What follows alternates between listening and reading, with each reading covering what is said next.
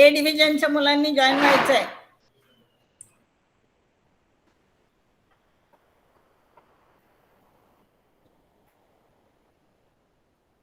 Madam ग्रुपला नाही टाकलं तुम्ही ए डिव्हिजन.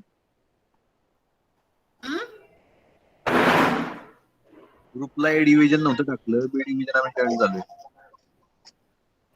एला ए डिव्हिजन. ओके. एच्या लिंकवर मी ओपन केले ना.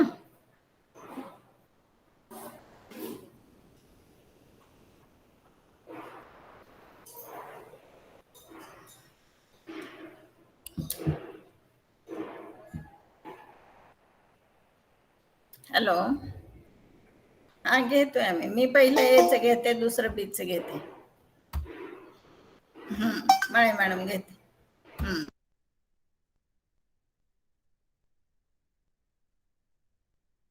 हा.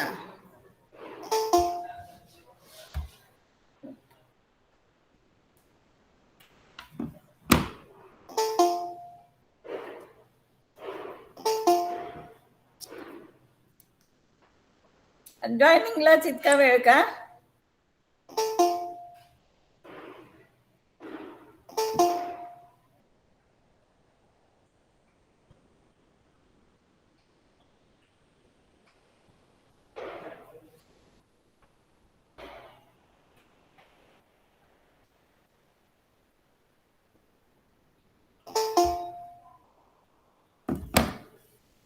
ऊन येते मॅडम, ऊन येते म्हटलं.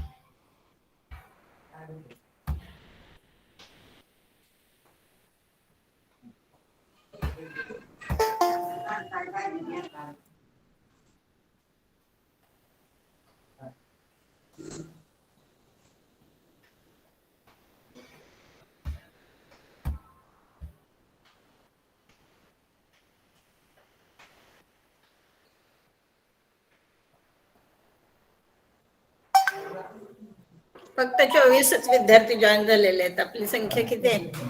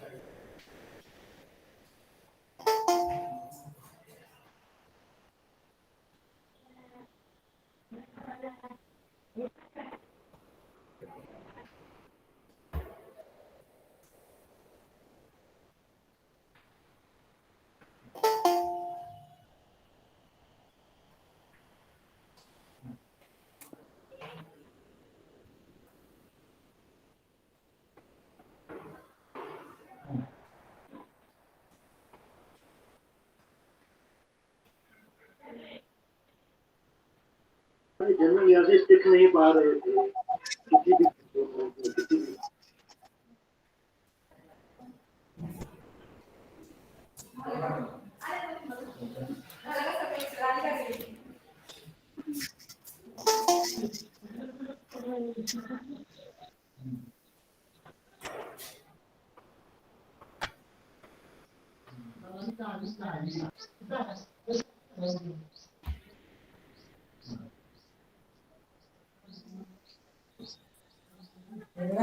जॉईन करा पटकन, मेसेज टाका सर्व विद्यार्थ्यांना. ए डिव्हिजनच्या मी ग्रुपवर टाकलेला आहे, तरी पण फार संख्या कमी आहे.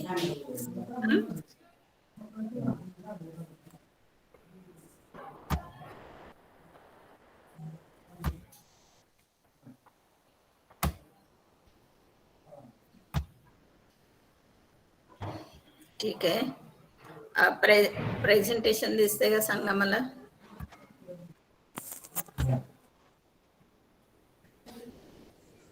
दिसत आहे का? Yes, ma'am. Okay. We have completed the topic spectroscopy, and also we solved some problems on the spectroscopy regarding the rotational spectra, vibrational spectra, and Raman spectra. Let us consider the new unit, that is the photochemistry, in paper physical chemistry BCT 501. When we observe the different reactions in the laboratory, these are the ordinary reactions which occurs by the absorption of heat energy from the outside. The reacting molecules are energized and molecular collisions becomes effective, which brings about the reactions. Such reactions which are caused by heat and in the absence. पटकन join व्हा रे, एकदा सुरू केल्यानंतर पण पुन्हा पुन्हा तुम्ही join होताय, नंतर जॉईन होता येणार नाही.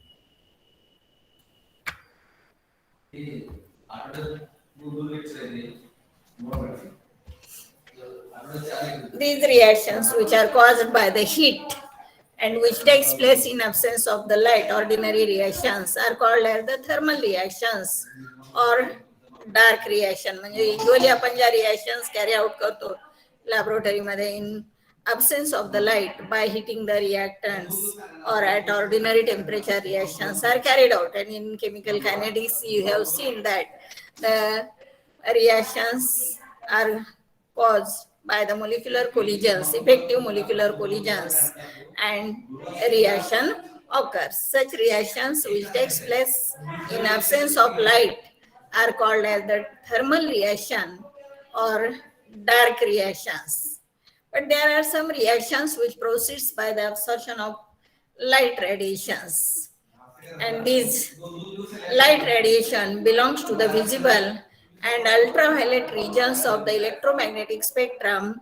That is, you know, the range of the visible and ultraviolet radiation, that is 2000 angstrom unit to 8000 angstrom unit. When we expose the reactants to the radiation, the reactant molecules absorb photons of light and get excited. These excited molecules then produce the reaction. They are converted into the product, and the reactions which takes place by the absorption of radiation, visible and ultraviolet radiations, are called as the photochemical reactions. The branch of chemistry which deals with the study of photochemical reactions is called photochemistry. And you know the well-known example of the photochemical reaction you have also studied in the chemical kinetics, that is when hydrogen and chlorine, these are exposed to the light radiation, ultraviolet radiation, there is the formation of HCl. This Ma'am, is one of the example of photochemical reaction. म्हणजे काय फरक आहे photochemical reaction आणि dark reaction मध्ये? Dark reaction or thermal reaction takes place by the absorption of heat energy in absence of the light radiation, while photochemical reaction takes place by the absorption of light radiation. These light radiations are visible and ultraviolet radiation. Let us consider that is the what is the difference between the photochemical reaction and thermal reactions. आताच आपण पाहिलं की photochemical reaction takes place by the absorption of light radiation. That is, these reactions involves the absorption of light radiation, while thermal reactions, you have studied different reactions in the you carry out the different reactions in the laboratory in absence of the light radiation. These reactions involve absorption or evolution of the heat. You know about the endothermic reaction, exothermic reaction. There is the heat change during the progress of these reactions, means they takes place either by the absorption of heat or evolution of the heat. These are the thermal reaction. The presence of light is the primary requirement for the reaction to take place.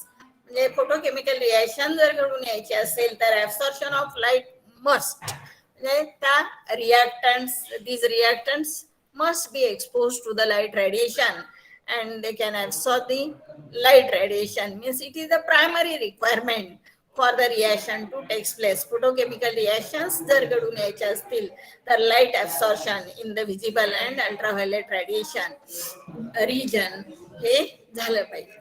These reactions can take place in dark as well as in the light.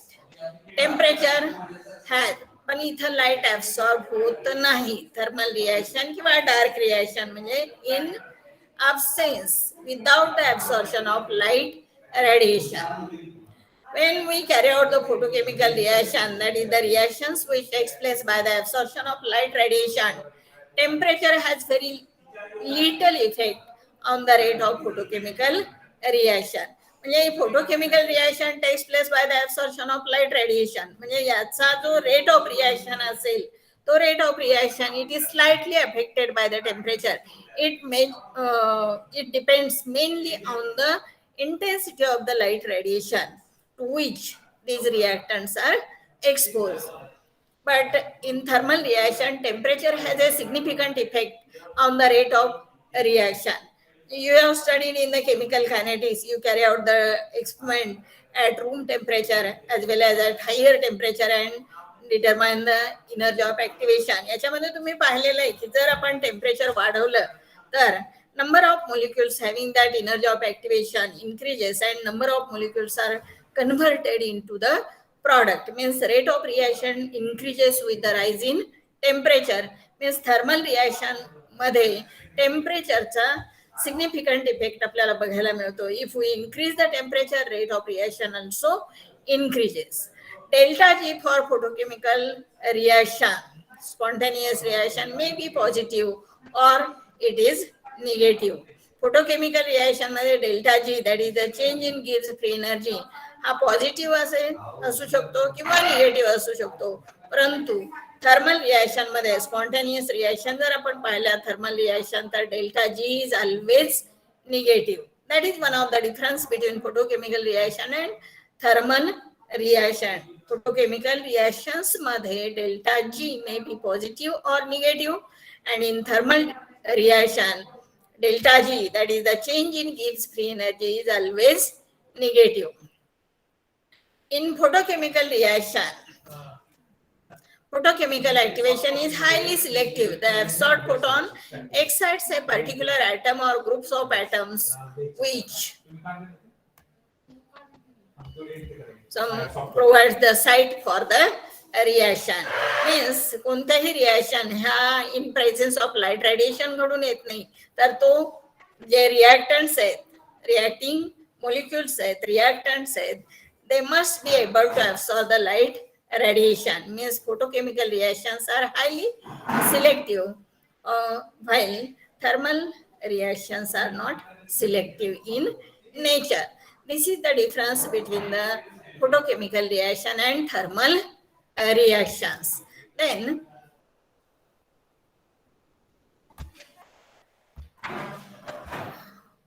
Consider the absorption of light. आता आपण इथपर्यंत पाहिलं की photochemical reaction takes place by the absorption of light radiation. These light radiations are from the visible region or ultraviolet region. Mom, what is the absorption of light? You have studied about the absorption of light. That is when light is passed through a medium, a part of light is absorbed, some part of light is reflected, and remaining part is transmitted.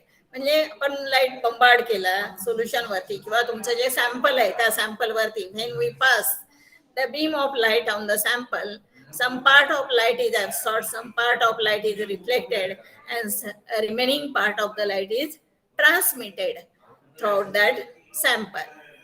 It is this absorbed portion of light. मग photochemical रिएक्शनच्या definition मध्ये आपण पाहिलेलं आहे, these are the reactions will takes place by the absorption of light radiation. मग याच्यामध्ये जो absorbed portion आहे लाईटचा, that absorbed portion of light causes the photochemical reaction. अरे एकाच वेळेत ऍडमिट होत जा. फक्त 28 विद्यार्थी इथं ऍडमिट झालेले आहेत. बरेच जण एकदा मग मी सुरू केल्यानंतर परत तुम्ही 11:20 टायमिंग आहे आपल्या लेक्चरचं, ऑनलाईन लेक्चरचं, पहिलं लेक्चर केमिस्ट्रीचं.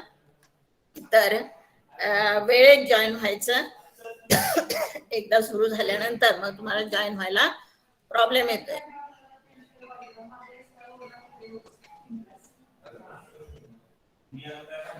ठीक आहे.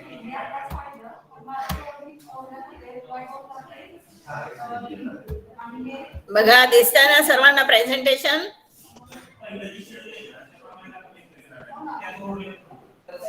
बोला जरा चॅट बॉक्स मध्ये. येस मॅम दिसतं. दिसते ना स्लाइड? ठीक आहे. हो ma'am.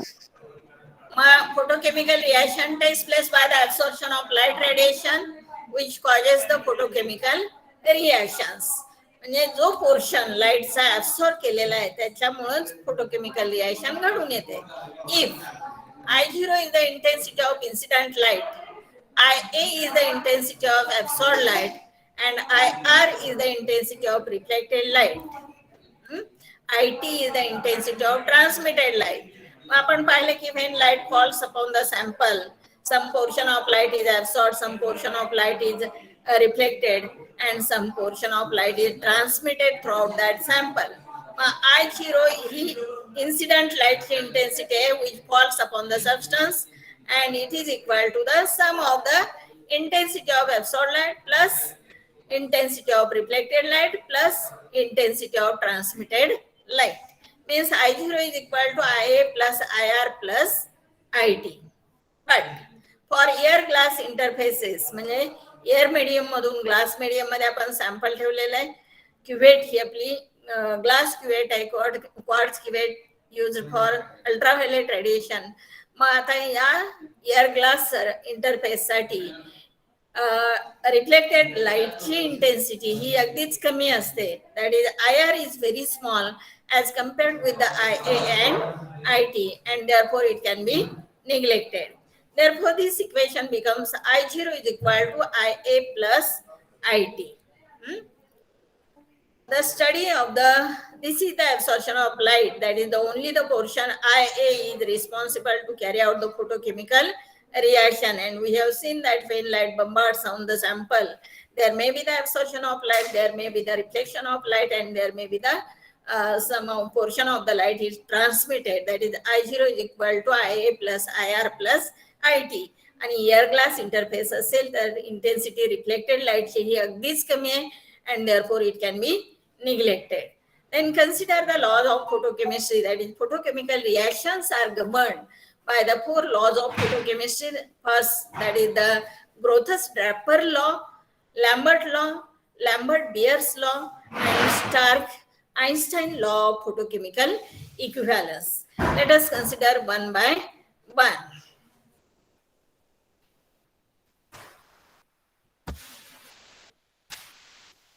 Grothus-Draper law.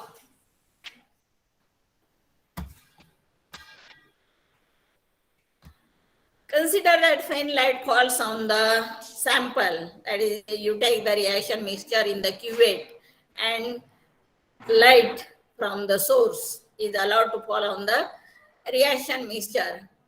Some light is absorbed and the remaining light is transmitted.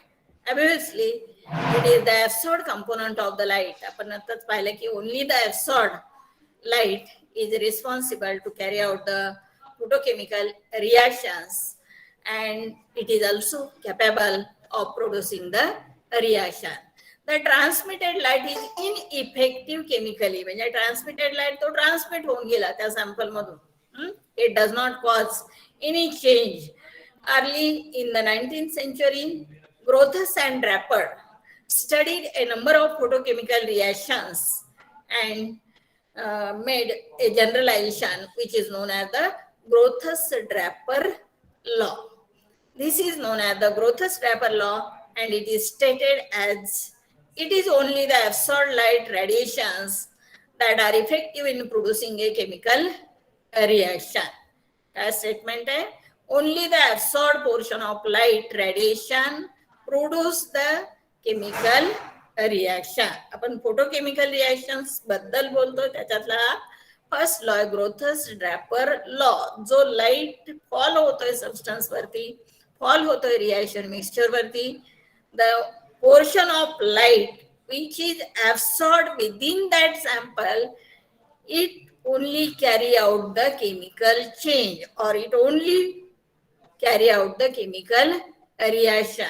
That is, it is only the absorbed light radiations that are effective in producing a chemical reaction.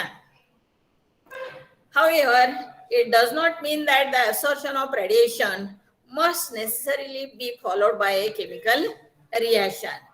When the conditions are not favorable for the molecules to react, the light energy remains unused. It may be re-emitted as a heat or light. मग प्रत्येक वेळी light radiation absorb केल्यामुळे chemical reaction घडून येईल असं नाही. That is, when the conditions are not favorable for the molecules to react, the light energy remains unused. It may be emitted as heat or light. The Grothus-Draper law is simple and self-evident, but it is purely qualitative in nature. It gives no idea of the relation between the absorbed radiation and the molecules undergoing change. समजलं ग्रोथस Draper law. बघा अजून पण तुम्ही admit होत आहेत काही विद्यार्थी.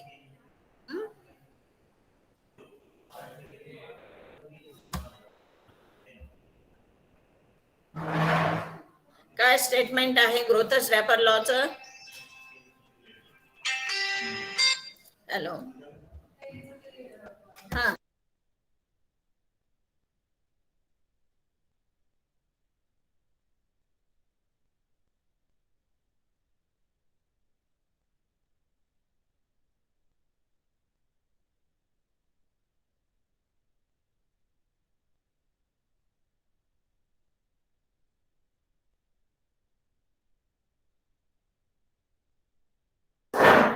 these are the radiations which cause the reactions. Only the absorbed portion of light causes the change. That is the Grothus-Draper law. काय बरोबर चाललेलं आहे? ऍडमिट व्हा पटकन.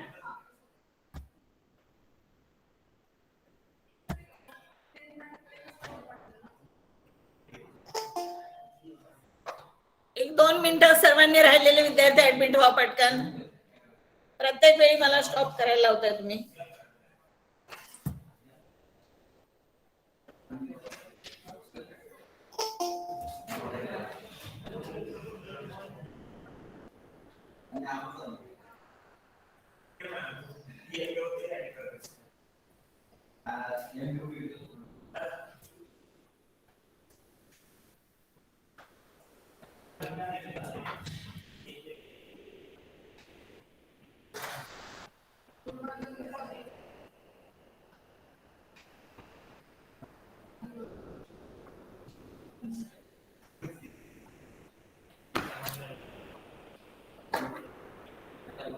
ठीक आहे.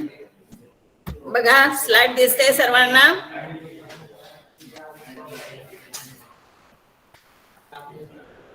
बोला. स्लाइड दिसते का? Yes, ma'am. Okay. ma'am.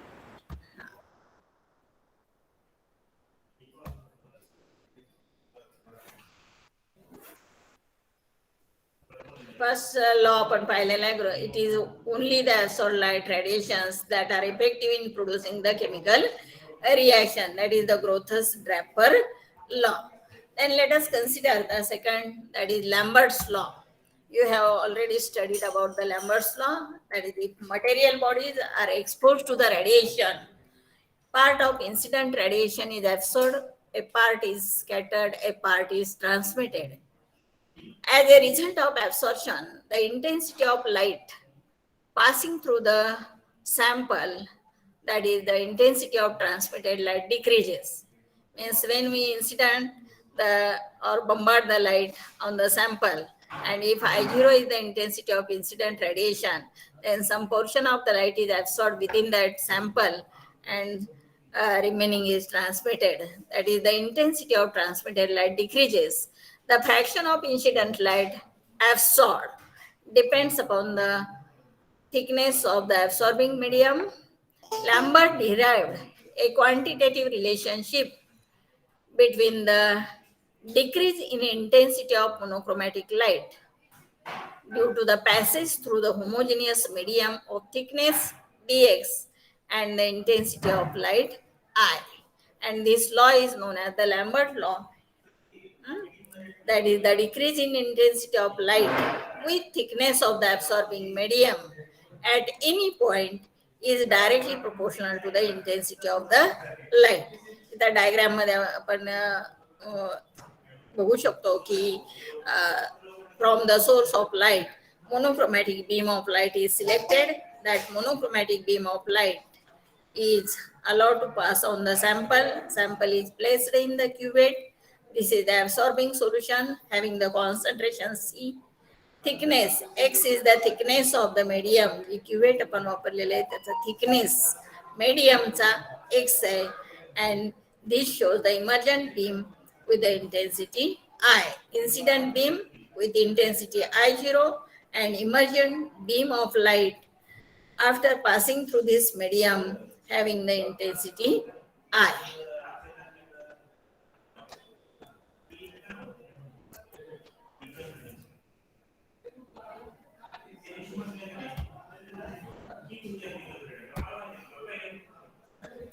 That is, when a beam of monochromatic light radiation is passed through a homogeneous absorbing medium, the rate of decrease of intensity of the radiation with thickness of the absorbing medium is directly proportional to the intensity of the incident radiation.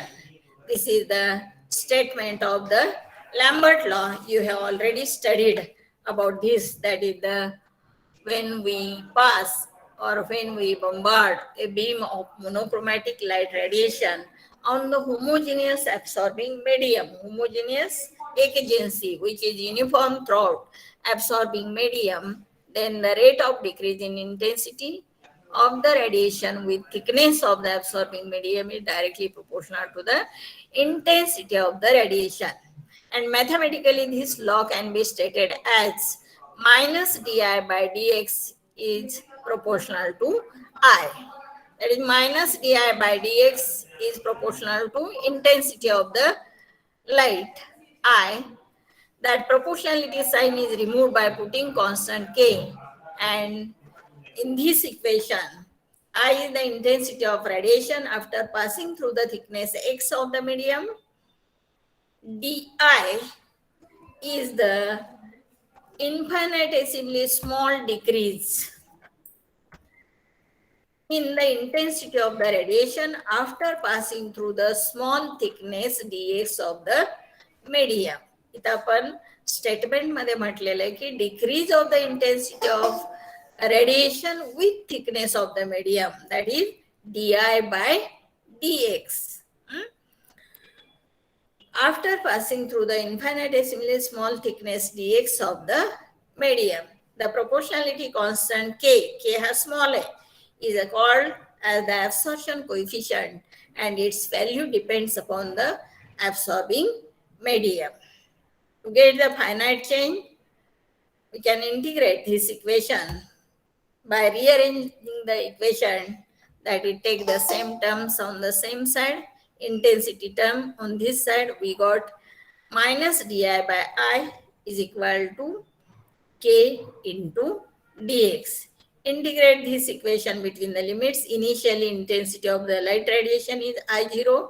I is the intensity. After passing through the thickness of the medium, that is x, and dx is the small thickness of the medium.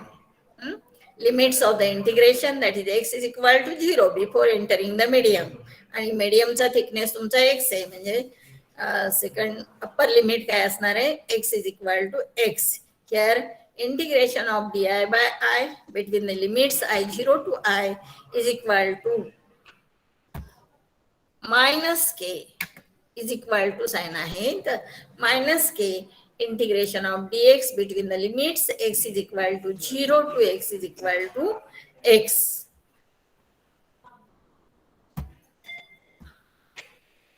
On integration, पण integration घेतलं या इक्वेशनचं, we got ln I divided by I0 upper limit divided by lower limit is equal to minus k into x.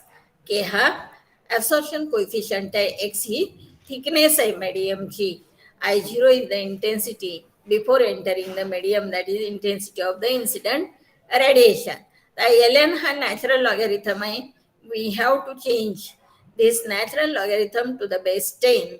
That is, for this we have to multiply by 2.303. E इथं base आहे, तो base आपल्याला 10 करायचा आहे, तर या इक्वेशनला नेहमीप्रमाणे आपल्याला 2.303 ने काय करावं लागेल, मल्टिप्लाय करावं लागेल. That is 2.303 log I upon I0 to the base 10 is equal to minus kx.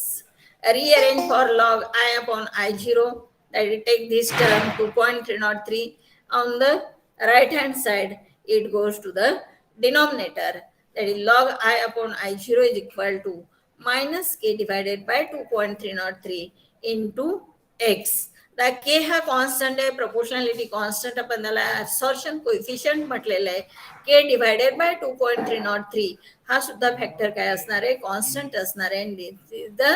that this constant is replaced by alpha, so that the equation becomes log I upon I0 to the base 10 is equal to minus alpha into x. What is alpha? Alpha is the extinction. Sorry. This alpha is the extinction coefficient. A हा absorption coefficient है, alpha हा extinction coefficient है, and we can define alpha as it is the reciprocal of the thickness required to reduce the light to 1/10 of its intensity. It is the reciprocal of the thickness. 1/10 means 1 divided by 10, that is log of 0.1. I upon I0 is the fraction of light transmitted. The I0 हा incident radiation ची intensity आहे. I is the intensity after leaving the medium. That I0 पैकी किती light transmit झाला, that gives the fraction I upon I0. It gives the fraction of light which is transmitted, and it is called as the transmittance and denoted by capital letter T. I divided by I0. I0 he intensity incident light चे, I he intensity transmitted light चे, and this ratio is the transmittance. It is denoted by capital T. Its reciprocal I0 upon I is called as the opacity or optical density. म्हणजे intensity of incident light divided by intensity of transmitted light, that is I0 upon I, is the opacity or optical density denoted by capital D, or it is also known as the absorbance A, and mathematically it is given by log of I0 upon I, that is the absorbance or optical density or opacity. This is about the Lambert's law. हे statement बघा, mathematical statement. Then what is the equation for the absorbance or optical density or opacity? What is alpha? Alpha is the extinction coefficient, and it is the reciprocal of the thickness. When we take this x on this side, it goes to the denominator. From this we can define alpha as it is the reciprocal of thickness when which is required to reduce the light to 1/10 of its original intensity. 1/10 means this is 1, this is 10, and x goes to the left hand side to the denominator. From this equation, we can define alpha as it is the reciprocal of thickness, kadi thickness x, which is required to reduce the intensity of light to 1/10 of its intensity. This is about the Lambert's law. Then Lambert's law was extended by Beer, who showed that is if we keep the solutions of different concentrations. Lambert's law मध्ये आपण पाहिले की when a monochromatic beam of light passes through the homogeneous transparent medium, then the rate of decrease in intensity of light with thickness of the medium is directly proportional to the intensity of the light. But when we keep the solutions of different concentrations as a absorbing medium, then that law was extended by the Beer, and that combined law is known as the Lambert-Beer's law.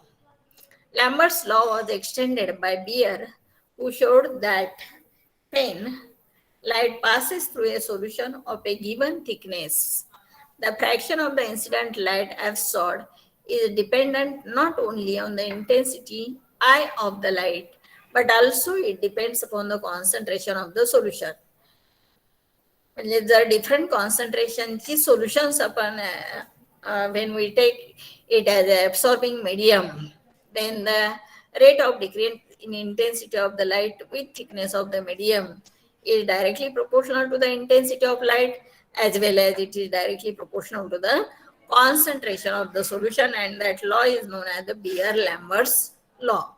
म्हणजे लॅम्बर्ट्स law मध्ये फक्त आपण काय consider केलं होतं की it is proportional to the intensity of the light आणि thickness मीडियमचा कन्सिडर केला होता. इथं आपण कॉन्सन्ट्रेशन सोल्युशनचं कन्सिडर केलेलं आहे, दॅट इज मायनस DI/dx. तर DI/dx हे टर्म्स आपण पाहिलेले आहेत. Infinitesimally small decrease in intensity of light, dx is the infinitesimally small decrease in the thickness of the medium, and it is directly proportional to the intensity of light as well as concentration of the solution. That is, when a beam of monochromatic light passes through the homogeneous transparent solution, then the rate of decrease in intensity of light with thickness of the medium is directly proportional to the intensity as well as concentration of the medium. It is proportional to I into C. I is the intensity of light, C is the concentration of the solution, and this proportionality sign is removed by putting another constant, that is K dash. K dash हा दूसरा constant आपण इधर use केलेला आहे. Minus DI/dx. का negative sign दिलेला आहे तर डिक्रीज होते intensity of the light with thickness of the medium. Therefore, minus DI/dx is equal to K dash I into C. मग Lambert's law मध्ये जसं आपण to get the finite change, we integrate this equation between the limits I0 to I and x is equal to 0 to x is equal to x. Rearrange that equation, that is minus DI by I is equal to K dx into C, or di by I is equal to minus K dash C into dx. Equation number 1 rearrange केला. Take this term dx on right hand side and I, that is the intensity term, on this left hand side. Negative sign here, that is di by I is equal to minus K dash into dx into C. Integrate this equation, that is initial intensity I0 and I is the intensity after leaving the medium. Initial thickness of the before entering the medium, light medium मध्ये enter होण्यापूर्वी thickness किती आहे, 0 आहे. आणि आपल्या मीडियमचा thickness आहे x, म्हणजे सुरुवातीचा लिमिट 0 आहे. X is equal to 0 to x is equal to x. That is the integration of di by I between the limits I0 to I is equal to minus K dash. K dash हा constant है. C is the concentration, solution fixed है. X is equal to the integration of dx between the limits x is equal to 0 to x is equal to x. On integration, integration नंतर आपल्याला काय मिळेल इथं, on integration, that is ln I upon I0, upper limit divided by lower limit is equal to minus K dash. इथं K dash है x into C. dx चं integration x C आणि K dash हे आपले out of integration आहे. K dash हा constant आहे. C is the concentration of the solution. Natural logarithm to the base 10 change करायचा आहे. त्यासाठी मल्टिप्लाय बाय 2.303 ln म्हणजे log to the base e आहे. We have to change this base to the 10 and therefore multiply by 2.303, that is 2.303 log I divided by I0 to the base 10 is equal to minus K dash x, minus K dash x. Now here इथं लक्षात घ्या K dash आहे. Log I divided by I0 to the base 10. Take this 2.303 on this side, that is it becomes minus K dash divided by 2.303 into x into C.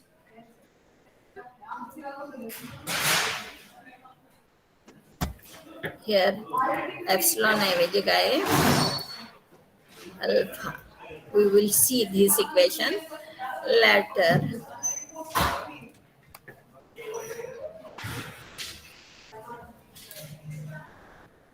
Thus 32च विद्यार्थी आहेत. बघा, सुरुवातीला आपण photochemical reactions म्हणजे काय हे पाहिलं. समजलं सर्वांना? काय अडचण आहे का याच्यामध्ये? बघा, photochemistry is a branch of chemistry will deals with the study of photochemical reactions. आणि फोटोकेमिकल आणि डार्क रिएक्शन्स मधला डिफरन्स आपण पाहिलेला आहे. What are photochemical reactions? Thermal reaction आणि फोटोकेमिकल रिएक्शन. बोला पटकन. थर्मल रिएक्शन आणि फोटोकेमिकल रिएक्शन मध्ये काय डिफरन्स आहे? ऑर्डिनरी ज्या रिएक्शन्स तुम्ही कॅरी आउट करता लॅबोरेटरी मध्ये by heating the reaction mixture or some reaction takes place at ordinary temperature. इथं आपण रिएक्शन मिक्सचर हे लाईटला एक्सपोज करत नाही. These reactions are the thermal reaction. एकही बोलत नाही. काय समजलंय का नाही समजलं? बोलता येतं ना तुम्हाला? चॅट बॉक्स मध्ये लिहिलं तरी चालेल. काय फोटोकेमिकल रिएक्शन्स मध्ये अजून पण ऍडमिट होतात. लेक्चर संपले की आता.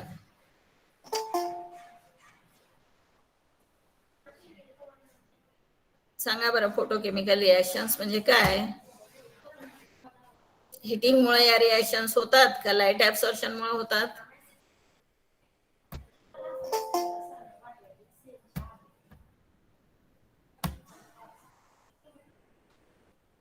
घाडगे Mayuri. Yes, ma'am. What are photochemical reactions? This reaction involve absorption of light radiation. These are the reactions which takes place by the absorption of light radiation. Yes. कोणत्या प्रकारचे लाईट रेडिएशन्स? आता वेगवेगळे reasons आहेत light radiation, electromagnetic रेडिएशनचे. X ray आहे, gamma raise आहेत, IR, microwave. कोणती radiations, कोणत्या region मधली?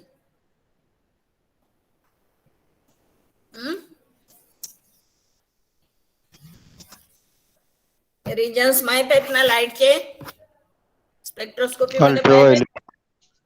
अल्ट्राव्हायलेट आणि विजिबल रेडिएशन. बरोबर आहे अभिषेक. देन काय डिफरन्स आहे थर्मल रिएक्शन आणि फोटोकेमिकल रिएक्शन्स मध्ये?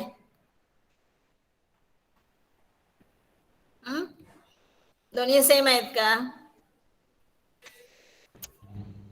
ऑर्डिनरी ज्या युजली आपण रिएक्शन कॅरी आउट करतो त्याच्यामध्ये ऍब्सॉर्प्शन ऑफ हीट होतं किंवा इव्होल्युशन ऑफ हीट होतं. Endothermic reaction, exothermic reaction. इथं म्हणजे लाईट ऍब्सॉर्ब केला जात नाही.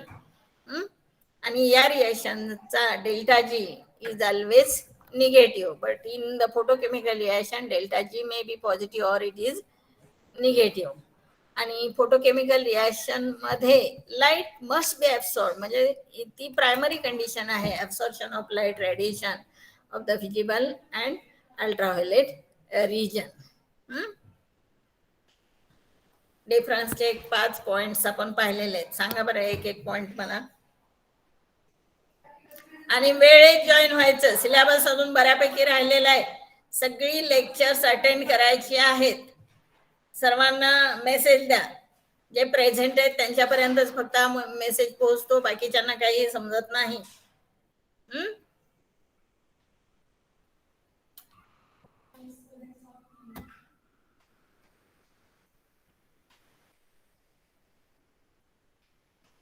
बरं मला स्टेटमेंट सांग.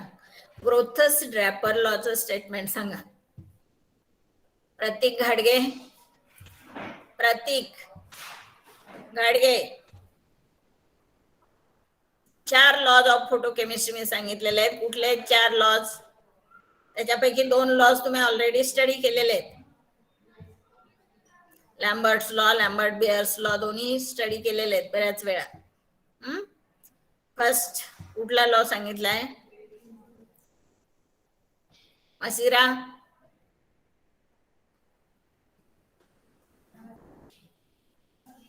मसिरा बागवान.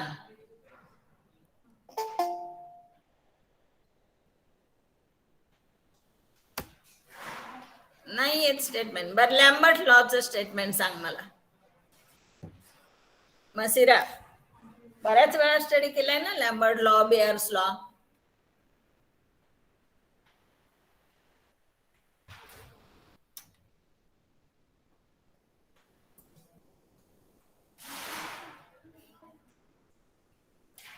ठीक आहे, आपला वेळ झालेला आहे.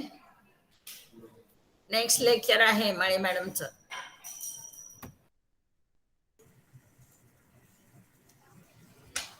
Thank you madam.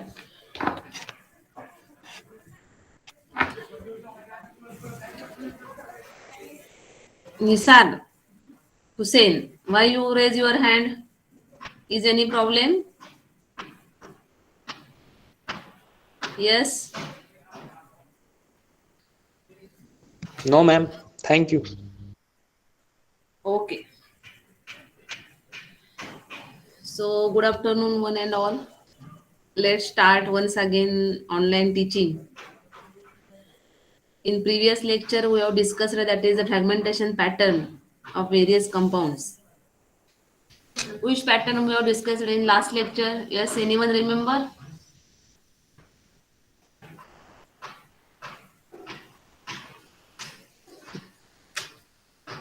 Yes.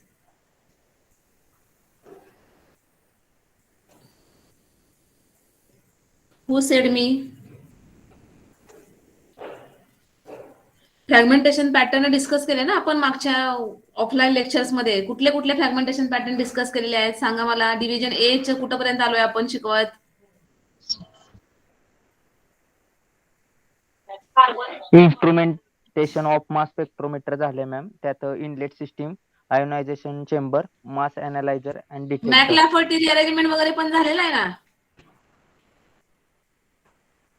Mac lab rearrangement फक्त चालू केले आणि मॅक लॅफर्टी रिअरेंजमेंट झालेली नाहीये. चालू केले फक्त. Alpha cleavage, beta cleavage. बर, ठीक आहे, चला.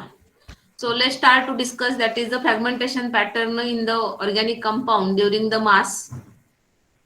Whenever that is the organic compound is that is placed in the mass photometer, at that time what happens?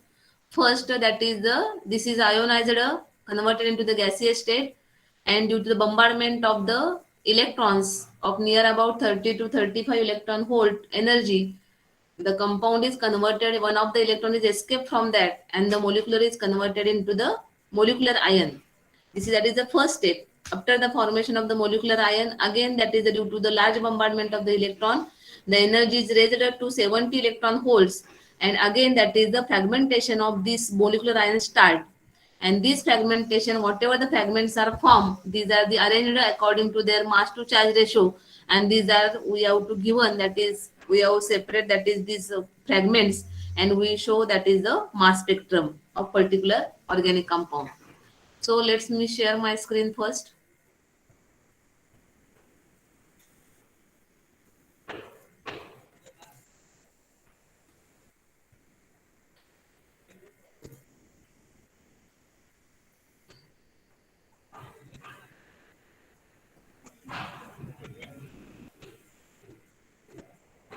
Is my screen is visible?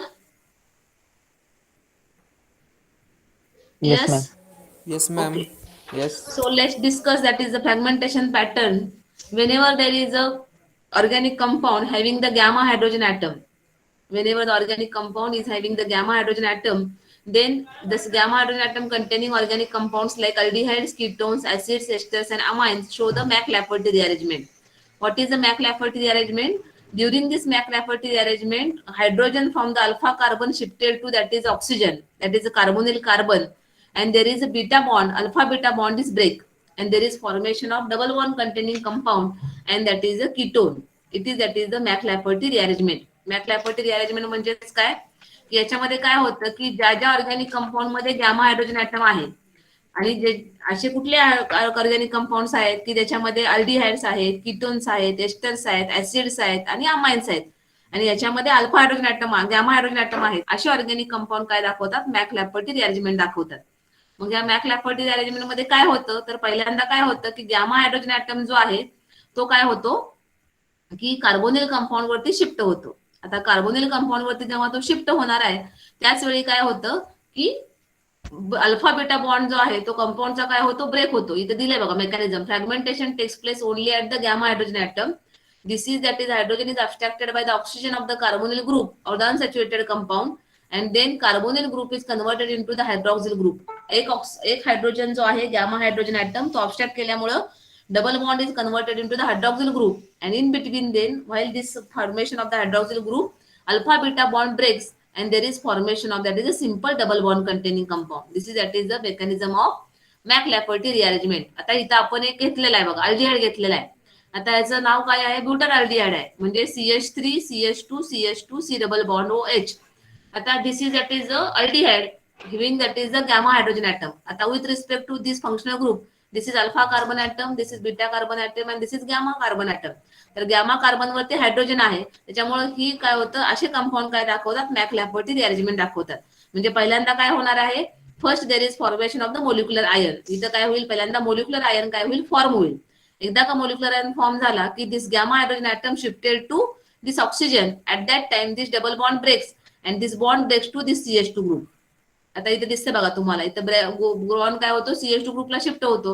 In between while that this alpha beta bond is breaks and there is formation of that is a double bond containing compound. So this is that is the Mac-Lafferty rearrangement. Due to this Mac-Lafferty rearrangement, there is always formation of the one double bond containing compound and one that is a ketone. हा इनॉल form आहे, एक ketone form होतं आणि एक काय होतं, double bond containing compound काय होतं, फॉर्म होतं. So this is that is the Mac-Lafferty rearrangement. This is that is the McLafferty rearrangement. आता आपण मी शेअर करते स्क्रीन तुम्हाला आणि बोर्डवरती दाखवते.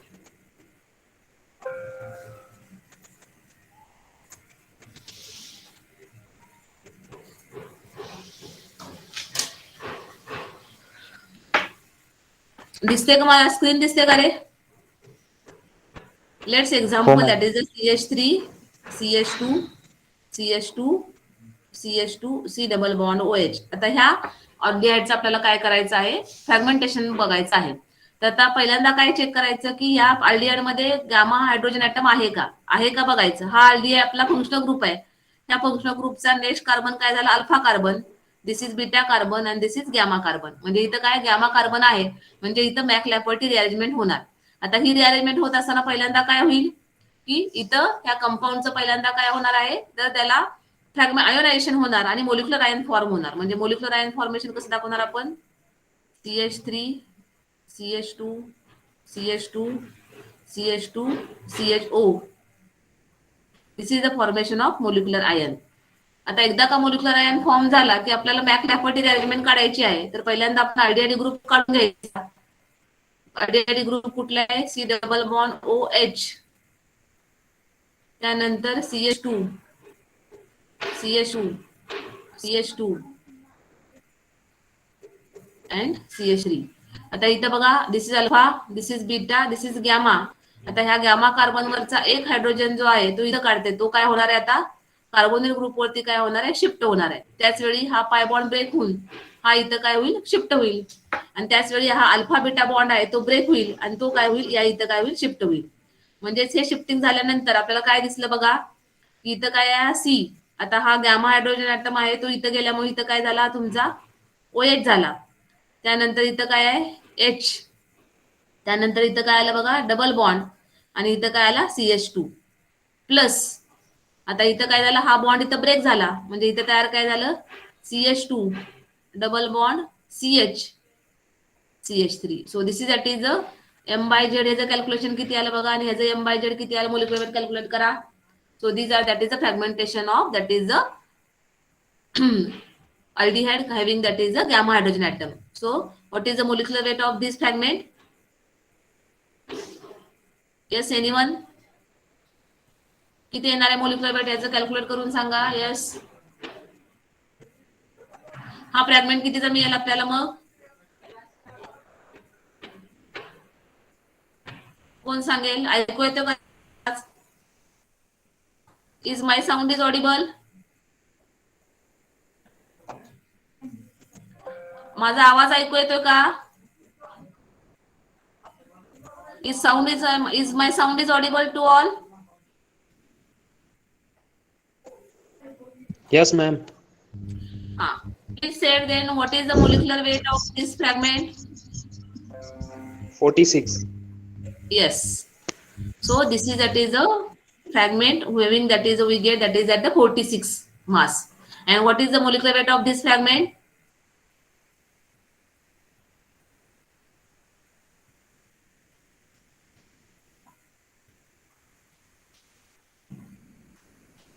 Yes, 42. 42. So we, after that is a McLaperty rearrangement, here we get, that is a two fragment, one at 46 and one at 42. It is the correct? बरोबर आहे का molecular weight ह्याचं?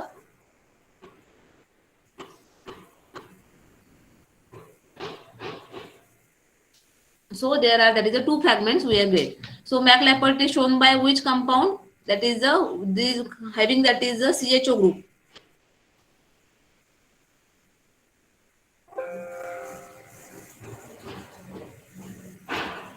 McLaperty shown by, that is the which compound? First one, that is aldehydes. Then second one, that is the ketones. Then third one, that is the acids. Then second one, that is the esters, and that is the amides. C double bond O NH2. So these are, that is the functional group containing compounds which contain, that is the gamma hydrogen atom. They show, that is the McLaperty rearrangement. So what is the McLaperty rearrangement? The esters, aldehydes, ketones or acids or the amides having the gamma hydrogen atom they show that is the McLaughlin rearrangement in which that is the fragmentation takes place in such a way that is the gamma hydrogen atom shifted to that is the carbonyl group, and due to this that is there is formation of hydroxyl compound and one double bond containing compound. So there are we get that is the two fragments, one having that is the hydroxyl group compound, that is the one we get that is here, that is the hydroxyl group compound fragmentation, and second that is the double bond containing fragmentation. So this is that is called as McLaughlin rearrangement. समजली का बघा तुम्हाला McLaughlin rearrangement? Yes, McLaughlin rearrangement कळाली का? काय आहे McLaughlin rearrangement? कोण सांगेल? आपण इथे एक्झाम्पल घेतलेलंच आहे. आता पहिल्यांदा आपण आरडीआयचं एक्झाम्पल घेतलं इथं. बघा इथं आरडीआयडी कंपाऊंड आहे. इथं आरडीआयडी मध्ये काय होतं की गॅमा हायड्रोजन ॲटम आहे तो कार्बोनिल ग्रुपवरती शिफ्ट होतो. त्याचवेळी कार्बोनिल ग्रुपवरचा डबल बॉन्ड शेजारच्या कार्बनवरती शिफ्ट होतो आणि अल्फा बीटा बॉन्ड आहे तो ब्रेक होऊन तो काय होतो शेजारच्या कार्बनवरती शिफ्ट होतो आणि आपल्याला दोन फ्रॅगमेंट मिळतात. एक असतं त्याच्यामध्ये नेहमी डबल बॉन्ड तयार होणार आहे म्हणजे ऑलिफिनिक कंपाऊंडचा फ्रॅगमेंट मिळणार आहे आणि दुसरा फ्रॅगमेंट मिळणार आहे तो काय मिळणार आहे आपल्याला हायड्रॉक्सिल ग्रुपचा फ्रॅगमेंट मिळणार आहे. So this that is the McLaughlin rearrangement. आता आपण एक्झाम्पल घेऊया कीटोनचं. So this that is the ketone. आता इथे कीटोन कुठलं घेतलेलं आपण पेंटॅनोन, 2 पेंटॅनोन घेतलेला आहे. CH3 C double bond O CH2 CH2 CH3. आता with respect to this ketone, this is that is alpha carbon, this is beta carbon, and this is gamma carbon. In the McLaughlin rearrangement, what happens? This gamma hydrogen atom shifted to oxygen. Similar that time, this double bond breaks and this pi bond shifted to next carbon. At that time, this alpha beta bond breaks and this bond is shifted to next carbon. आता इथं काय होतं की हा bond इथे ह्या कार्बनवरती shift होतो त्याच्यामुळे हा हायड्रोजन इथे शिफ्ट झाल्यामुळे इथं काय झाला OH आणि इथं काय आला डबल बॉन्ड CH2 म्हणजे इथं काय झालं बघा OH CH3 double bond CH2 plus इथं हा बॉन्ड ब्रेक झाल्यामुळे इथं काय झालं CH2 प्लस CH2 म्हणजे आपल्याला नेहमी McLaughlin रिअरेंजमेंट झाल्यानंतर दोन फ्रॅगमेंट मिळतात.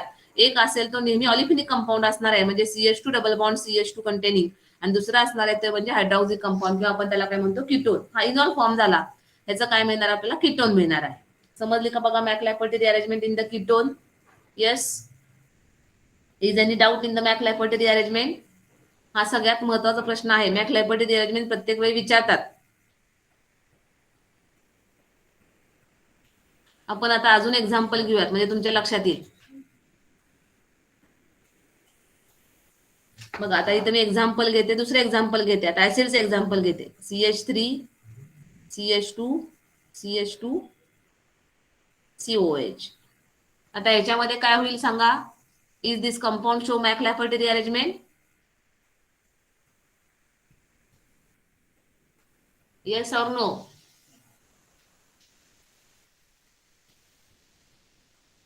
Yes or no? सांगा ना, काहीतरी बोला.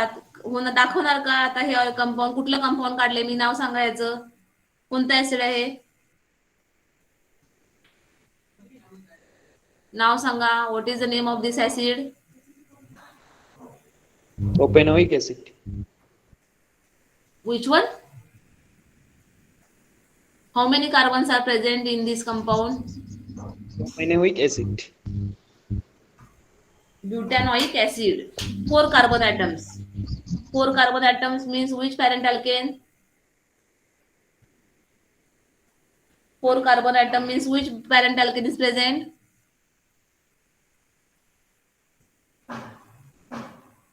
Yes, anyone? One carbon atom, parent alkane, which one is? Name of the parent alkane having the one carbon atom?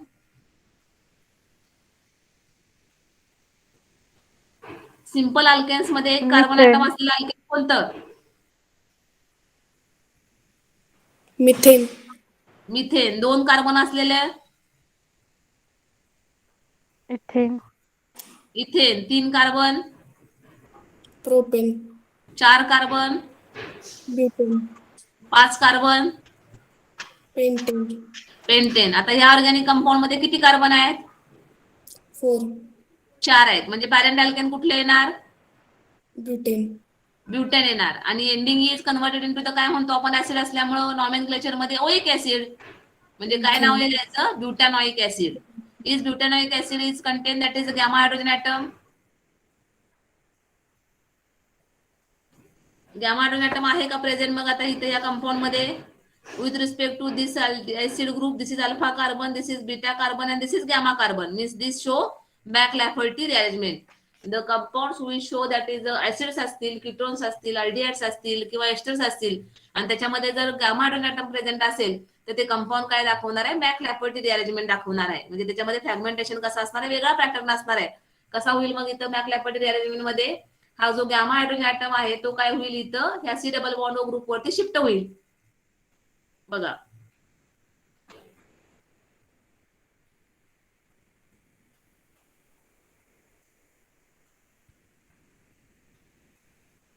this is alpha carbon, this is beta carbon, this is gamma carbon. During the McLafferty rearrangement, this hydrogen is shifted to this oxygen. At that time, this pi bond is breaks and shifted to next carbon. Same meanwhile, this bond is breaks and this shifted to this carbon. And that's why there are we get that is the two fragments. One fragment having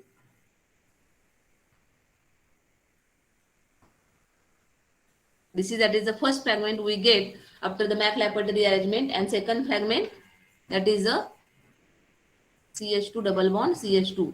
What is the M by Z of this compound and M by Z of this compound? After the McLafferty rearrangement of the butanoic acid, we get that is the two fragments having the M by Z ratio. What is the molecular weight of this?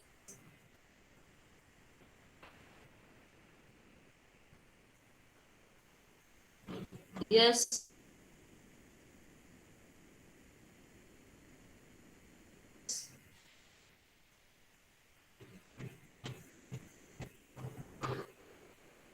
Calculate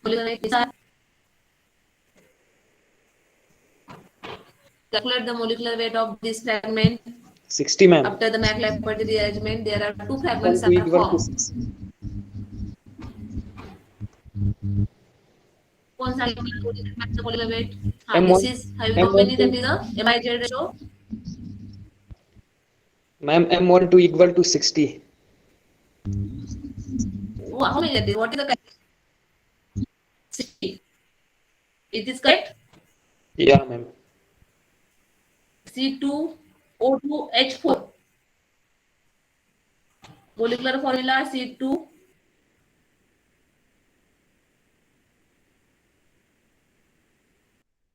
H4O2.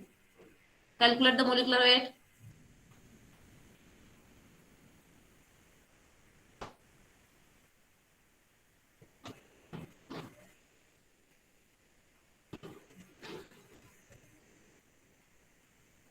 किती आले?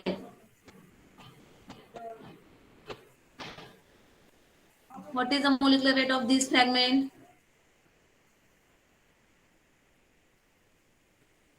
Yes.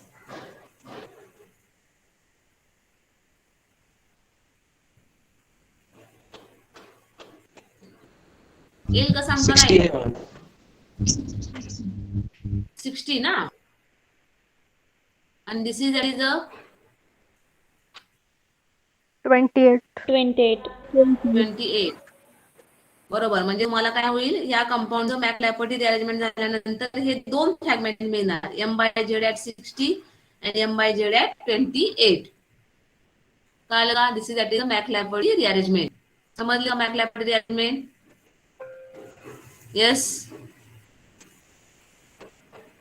समजली का McLafferty rearrangement? त्यानंतर हे example घेतले आपण amides. Amides मध्ये आता CH3 C double bond O CH2 याच्यामध्ये सेम आहे. Amides that is having that is a gamma hydrogen atom. One of the hydrogen is shifted to this oxygen. At that time, pi bond breaks and shifted to this carbon. Alpha beta bond breaks and shifted to this carbon, and we get that is the two fragments. One is having that is the CH2 double bond CH2, and next one that is the there are so we get that is the these two fragments. M by Z value that is the 59 indicate the compound containing amide group. आता इथं काय होणार आहे? इथं हा M by Z किती येणार आहे तुमचा 59 ला येणार आहे. This is that is the McLafferty rearrangement. त्यानंतर आता आपल्याला बघायचं आहे ते म्हणजे fragmentation pattern of the various compound. Fragmentation pattern of the various compound त्याच्यामध्ये आपण पहिल्यांदा बघूया दॅट इज अल्डिहाइड्स. अल्डिहाइडचं फ्रॅगमेंटेशन पॅटर्न बघूयात आपण. अल्डिहाइड्स मध्ये आता आपण एक्झाम्पल घेतलेला आहे. एक एक्झाम्पल घेतलेला आहे आपण मोलिक्युलर फॉर्म्युला C6H12O. हे अल्डिहाइड घेतलेलं आपण C6H12O. याचं आपण जर स्ट्रक्चर जर काढलं तर C6H12O चं स्ट्रक्चर काय येतं बघा, CH3 CH2 CH2 CH2 CH2 C double bond OH. आता जेव्हा आपण अल्डिहाइडचं फ्रॅगमेंटेशन पॅटर्न बघतो तेव्हा नेहमी लक्षात ठेवायचं की आता याचं पहिल्यांदा मोलिक्युलर वेट कॅल्क्युलेट करून घ्यायचं. याचं मोलिक्युलर वेट किती येतं, 100 येतं. नेहमी अल्डिहाइड्स मध्ये जेव्हा फ्रॅगमेंटेशन होतं तेव्हा एक प्रोटॉन काय होतो, रिमूव्ह होतो. म्हणजे M-1 चा तुम्हाला पीक दिसतो. म्हणजे एक प्रोटॉन रिमूव्ह झाल्यानंतर तुम्हाला इथं काय दिसेल, M/Z दिला दिसेल तुमचा 99 ला दिसेल. म्हणजे इथं तुमचा हा बॉन्ड काय झाला, ब्रेक झाला. ह्यालाच काय म्हणतो आपण, अल्फा क्लिवेज. इथं बघा हा बॉन्ड जो आहे तो काय झाला, ब्रेक झाला.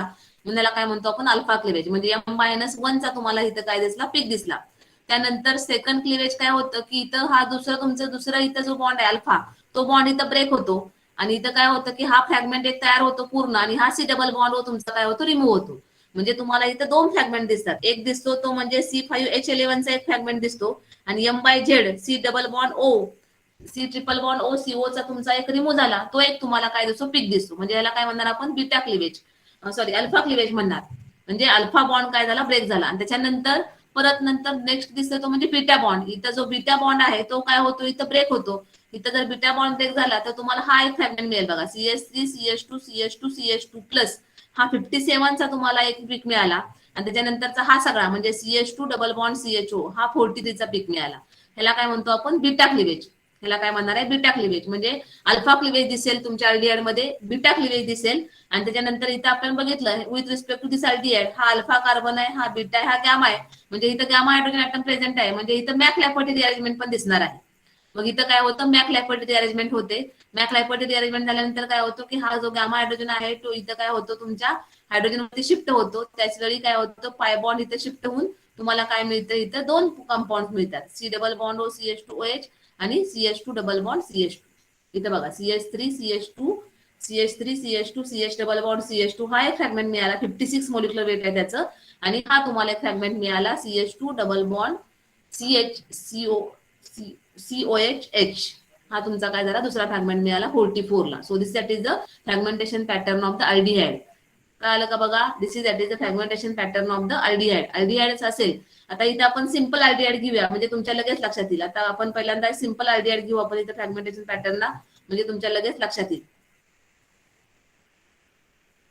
Fragmentation pattern of the aldehyde. आता इथं for example me simple aldehyde घेते CH3 CHO. आता याचं फ्रॅगमेंटेशन कसं होणार पहिल्यांदा बघा, whatever the organic compound it is first converted into the molecular ion. आणि molecular ion आपण कसा दाखवतो, plus. This is the first step. आता इथं काय होतं, आता ह्याचे M/Z किती असणार आहे सांगा, how many this M/Z show.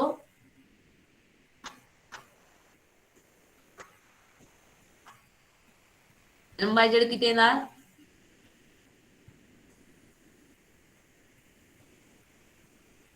Yes anyone, 44. 40. 44. 4. Calculation करून परत, कार्बन किती आहेत, कार्बन किती, 2 किती कार्बन आहे, 2. ऑक्सिजन किती आहे, 1 आणि हायड्रोजन किती आहे, 4 4. मग कॅल्क्युलेशन करा, मोलिक्युलर वेट किती येतं बघा,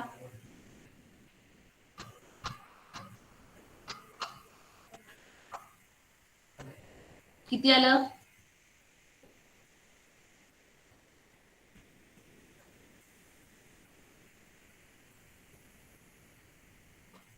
सांगा पटपट. 44 44. म्हणजे इथे M/Z किती येणार आहे, 44. 44 आता फ्रॅगमेंटेशन किती येतं एकदा सांग ना व्यवस्थित. मॅम 44च आहे त्याचं. 44 बरोबर आहे की, मग मी कुठं काय म्हणलंय तुला, 12 दोन्ही 24 आणि 16 4.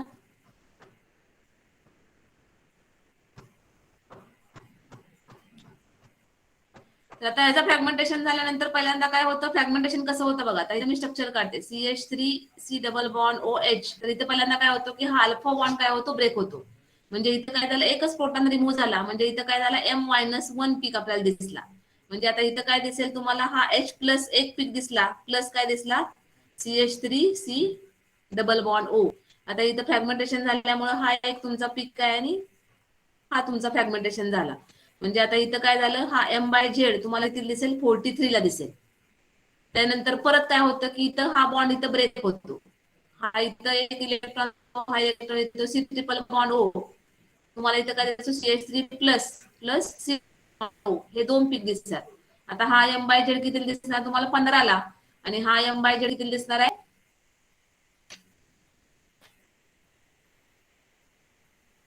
येस हा किती दिसेल सांगा C ट्रिपल बॉन्ड O किती दिसेल C ट्रिपल बॉन्ड O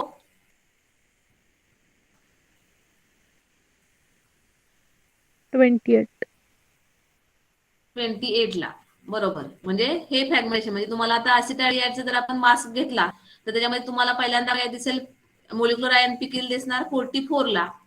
त्यानंतर 43 ला काय असेल M-1 पीकचा असेल प्रोटॉन रिमूव्ह झाल्यामुळं.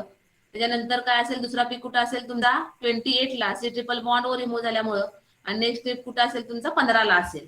So this is the fragmentation pattern of the acetaldehyde. This is the fragmentation pattern of acetaldehyde. समजलं का बघा आयडियाचा? आता इथं आपण अल्फाच बॉन्ड होता त्यामुळे अल्फा क्लिवेज केलं. आता आपण दुसरं एक्झाम्पल घेऊ, अजून एक एक्झाम्पल घेऊ आपण म्हणजे तुम्हाला लगेच लक्षात येईल परत. आता दुसरं एक्झाम्पल घेऊ आपण.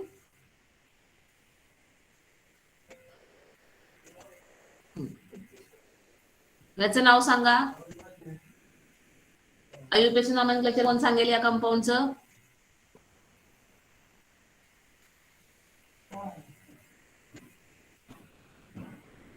Yes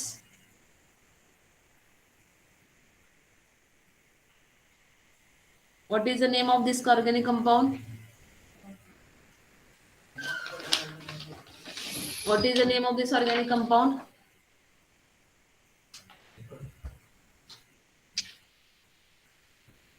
Propanaldehyde. प्रोपॅनॉल्डिहाइड हे कॉमन नेम झालं. आयुर्वेद नॉमेनक्लेचर काय झालं?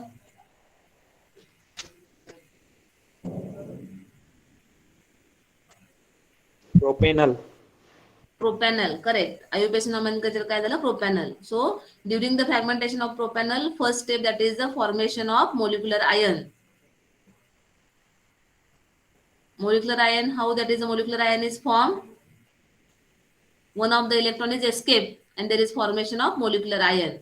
What is the M/Z of this molecular ion?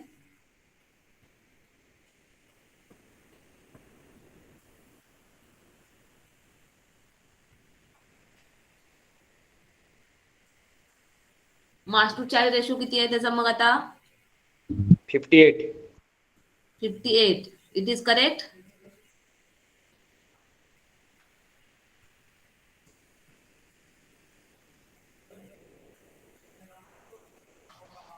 Yes, ma'am. 58. 58 correct आहे, बरोबर आहे. So M/Z observed at 58. Now after fragmentation start, what is the first step? This is alpha cleavage and there is removal of the proton and M-1 peak is observed. Means we get that is the next fragment CH3 CH2 C double bond O. This is that is the first fragment at M/Z 57 due to removal of the proton H plus. This is that is the first fragment take place. Then next what happens? Again this bond is break. Again there is alpha cleavage and there is formation of the two peaks CH3 CH2 plus plus C triple bond O. What is the M/Z of this and this what is the M/Z of this? M/Z observed at किती line सांगा? 29. 29. 29 आणि हा कितीला येईल?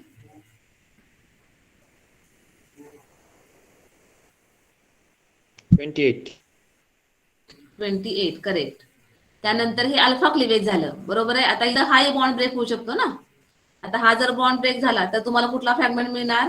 CH3 plus plus CH2 C double bond O C triple bond O.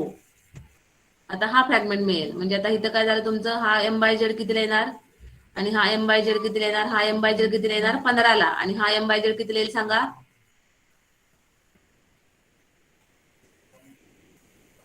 26. 26. कसं काय? Oxygen, carbon आणि हा CH2 बारा दोन्ही 24 आणि 16 26 ला कसा येईल? सॉरी मॅम, नाही नाही नाही. 42. 42. कितीला येणार आहे तो? 42 ला. म्हणजे तुम्हाला प्रोपॅनलचं जेव्हा फ्रॅगमेंटेशन दिसेल मासमध्ये, तर मास स्पेक्ट्रम आपल्याला कुठं कुठं दिसणार आहे? पीक पहिला पीक कितीचा दिसेल? 58 ला. हा कुठला असेल? मोलिक्युलर आयन पीक दिसणार 58 ला.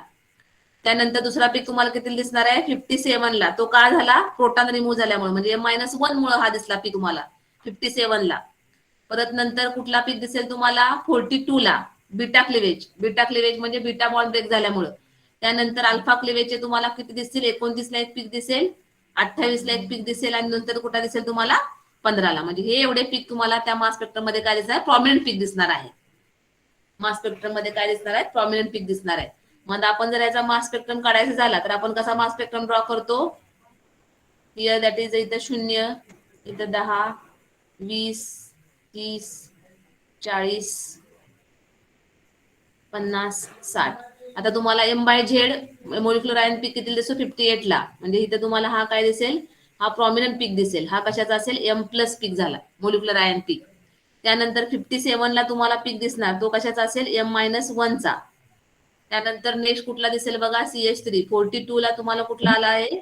हा 42 ला कुठला दिसेल? हा CH3 CH2 फ्रॅगमेंटचा.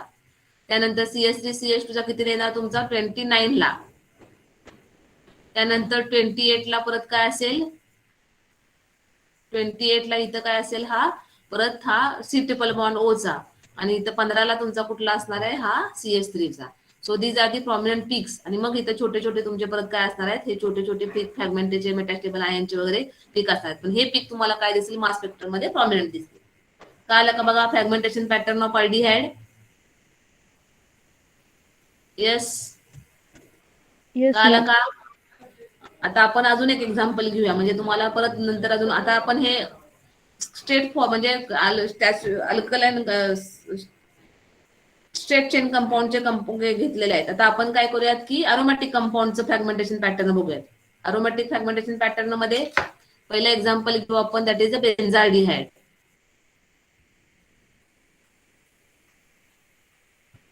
आता पहिली स्टेप काय असेल बेन्झाल्डिहाइडचं फ्रॅगमेंटेशन होताना? सांगा, कोण सांगेल मला? पहिली स्टेप काय करायची? Always there is formation of what happens. काय तयार होईल इथं? काय तयार झाला? हा Formation of ion. formation of molecular ion having the M by Z ratio is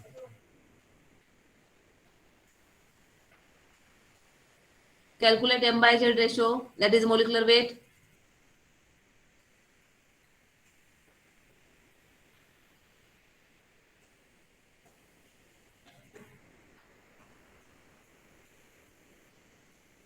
Molecular formula C7H6O.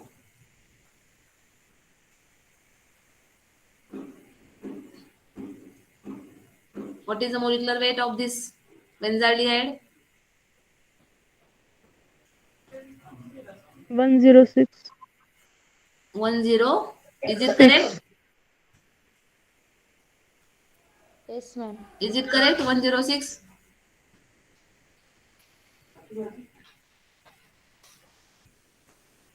Is it correct? 106.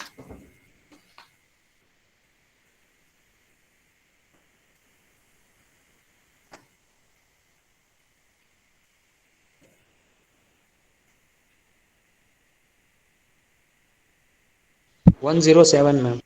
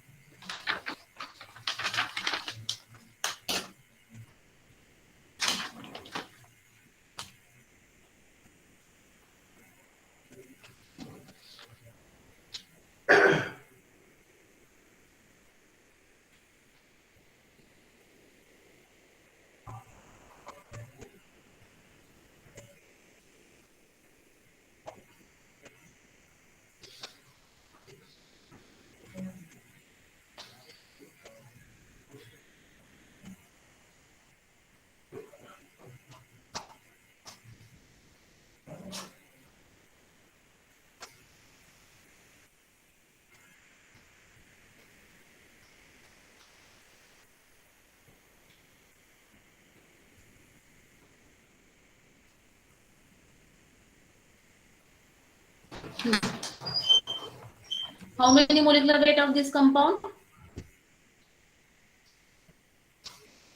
Yes, 107. 107. मग 7.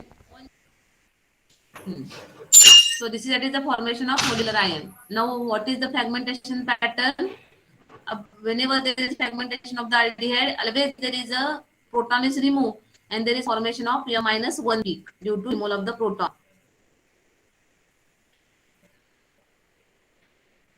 This is that is the M by J at 106 due to removal of the proton. इथं minus H plus तुम्ही लिहिलं तरी सुद्धा चालेल. एक proton काय होतो रिमूव्ह होतो आणि इथं 106 प्रोटॉन मिळतो. त्यानंतर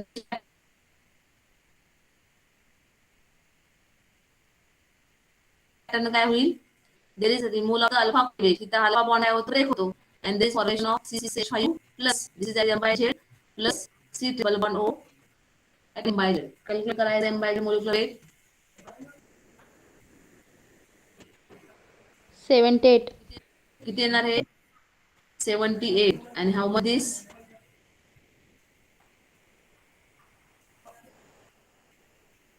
28. 28. So in the benzaldehyde mass spectrum, what we see, we observe that is a modular ion peak at 107. Then next peak that 106 due to the removal of the proton. Then next peak at the 78 due to removal of the C triple bond O, and 28 at due to the removal of the C triple bond O CO fragment. Correct? Okay. Now let's discuss another example.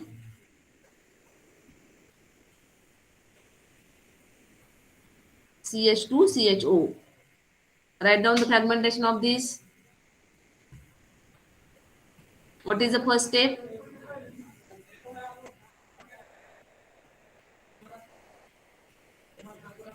What is the first step? Formation of molecular ion.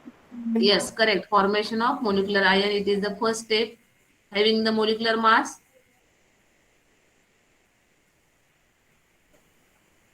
M by Z ratio किती आला मग त्याचा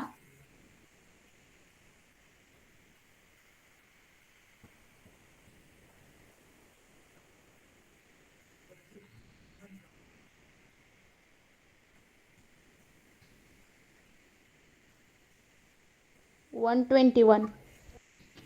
121. Base पीक observe कितीला होणार मग आपल्याला बघ 121 ला काय दिसेल मोलिक्युलर आयन पीक दिसेल. त्यानंतर नेक्स्ट पीक कुठला दिसणार आहे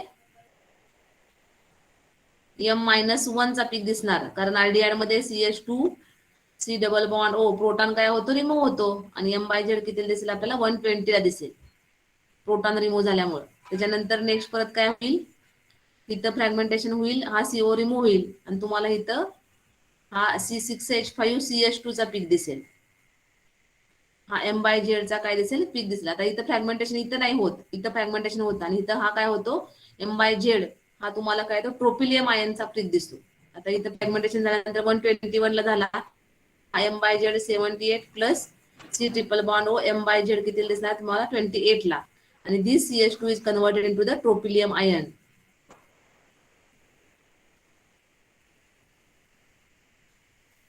M by Z due to the tropylium ion. किती आलं मोलिक्युलर वेट बघा ह्याचं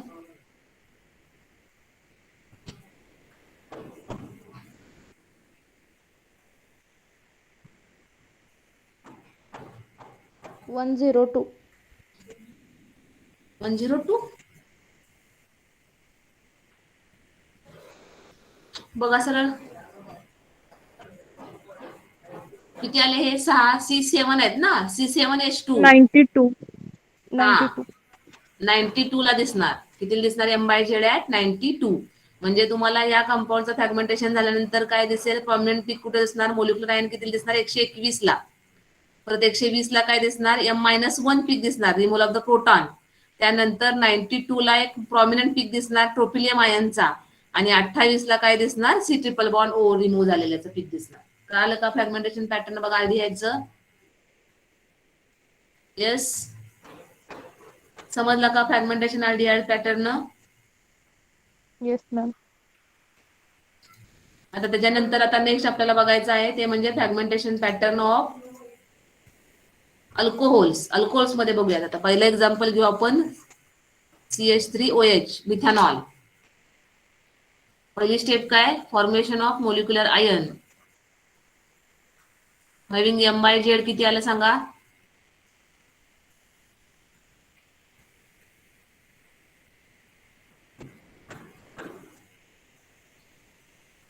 यस 32. किती 32. 32. आता इथं परत लगेच प्रोटॉन आहे त्याच्यामुळे लगेच काय होतं इथं बघा H काय होतो रिमूव्ह होतो -H+ म्हणजे M-1 किती दिसणार CH3O किती आला हा M/Z किती आला 31 ला आला.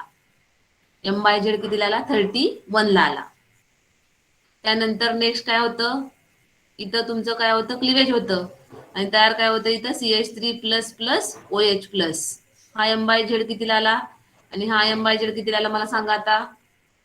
हा किती आला 15. 15 ला आणि हा किती आला 17 ला. म्हणजे तुम्हाला प्रॉब्लेम अल्कोहोल मिथेनॉलचं फ्रॅगमेंटेशन झाल्यानंतर तुम्हाला मोलिक्युलर आयन पीक किती दिसणार 32 ला. त्यानंतर M-1 किती दिसणार 31 ला. त्यानंतर 15 ला तुम्हाला पीक दिसणार मिथिलचा ग्रुपचा आणि 17 ला कुठला पीक दिसणार तुमचा OH चा पीक दिसणार. हे तुम्हाला काय दिसतील प्रॉमिनंट पीक दिसतील. तो दिसत is a fragmentation of the alcohol. आता दुसरं एक्झाम्पल घेऊ आपण CH3 CH2 CH2 CH2OH. सांगा आता याच्यामध्ये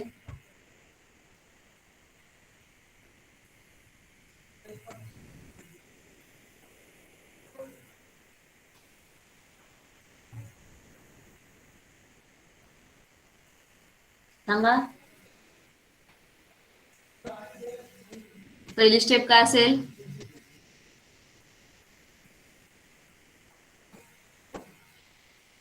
फर्स्ट स्टेप काय असणार आहे. Molecular ion formation. हा molecular ion formation with molecular M/Z ratio किती आला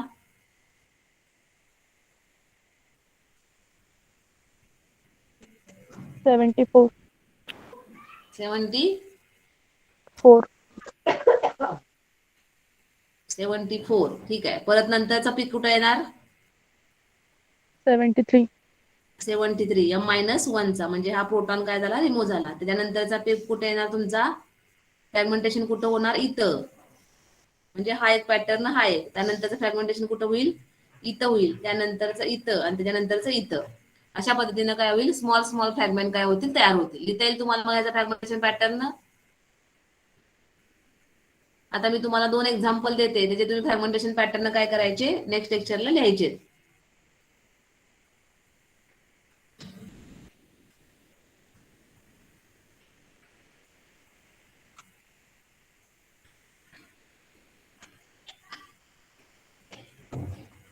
right down the fragmentation pattern of this compounds alcohols. 2 alcohol दिलेले आहेत. फ्रॅगमेंटेशन पॅटर्न काय करायचं त्याचा लिहायचं आहे. कळालं का प्रत्येकाला. फ्रॅगमेंटेशन आपण 2 फ्रॅगमेंटेशन पॅटर्न बघितले. 1 fragmentation pattern of aldehyde and second that is the fragmentation pattern of alcohol. Is any doubt in this two fragmentation pattern? काय डाऊट आहे का बघा 2 फ्रॅगमेंटेशन पॅटर्न मध्ये. येस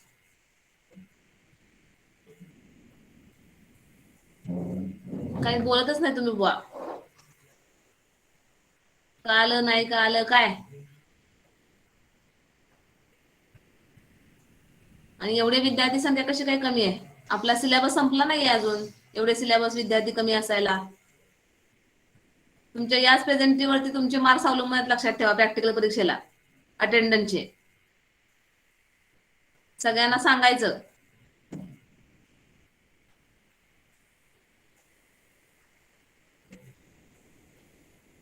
ठीक आहे. नेक्स्ट लेक्चरला आपण पुढचे फ्रॅगमेंटेशन पॅटर्न डिस्कस करूया.